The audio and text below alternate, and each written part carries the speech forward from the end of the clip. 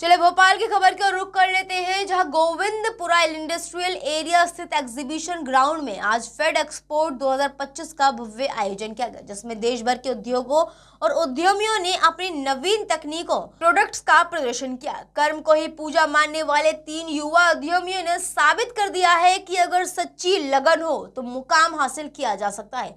Automation aggregator प्रदान करने वाली इंडस्ट्री प्रो के आज देश और विदेश में नामी ब्रांड क्लाइंट्स हैं। इंडस्ट्री प्रो के फाउंडर और सीईओ रोहित सिन्वेर ने और युवा उद्यमियों से कहा कि किसी भी परिस्थिति में हताश ना हो, फोकस, ईमानदारी और लगातार सीखते रहने से सफलता निश्चित मिलती है। इस खास खबर के लिए भोपाल से एमजी सर्वर की खास report.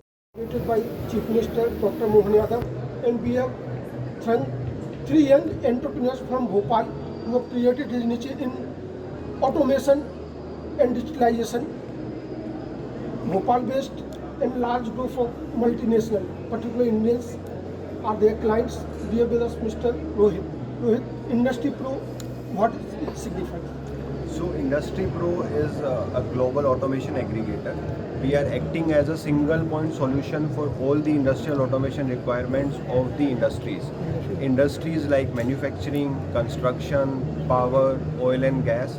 We have customers in India and across the globe. We are working with customers in US, in West Indies, and we have supplied working with various PSUs in India as well, like BHE, and are serving major corporates like Larsen & Toubro, Aditya Birla Group, and many other power plants, etc. in the Indian industrial economy. Mr. Jayesh, we would like to know about your journey, when you established and what sort of the difficulties. So our journey began with working in the industry sector. We had past few years of experience under our belt, and then on a fine day we decided to start up with our own company. We established Industry Pro with aim to support Indian industry infrastructure and all. तो जिस तरह का आपने शुरुआती दौर में किया हुआ इसको एस्टेब्लिश्ड, क्योंकि फेड एक्सपो एक प्लेटफॉर्म भी है जहाँ पे यंग एंटरप्रेन्योर्स आएंगे, लर्न करेंगे, तो उनके लिए क्या आपको एडवाइस रहेगी, गाइडेंस जो शुरुआत करना चाहेंगे? सीख लो और उसके बाद काम कर लो। और क्लाइंट बेस किस तरह से आपने हासिल किया है, जो इतना बड़ा क्लाइंट बेस आपने हासिल किया है, देखा जाए पार्ले एग्रो है आपके पास, हिंदुस्तान पावर है, जेपी है, एलएनटी है, कैसे आपने क्लाइंट बेस तैयार किया? हमारा इस इंडस्ट्री में काफ़ी पुराना एक्सपीरियंस है। हमारे एक्सपीरियंस के साथ हम ये क्लाइंट्स हमारे साथ जुड़े, उसके बाद हमें लोगों ने काफ़ी रेफर किया। हम डिजिटली लिंक्डइन पे काफ़ी एक्टिव हैं, उसके थ्रू हमें काफ़ी अच्छा क्लाइंटेल मिला।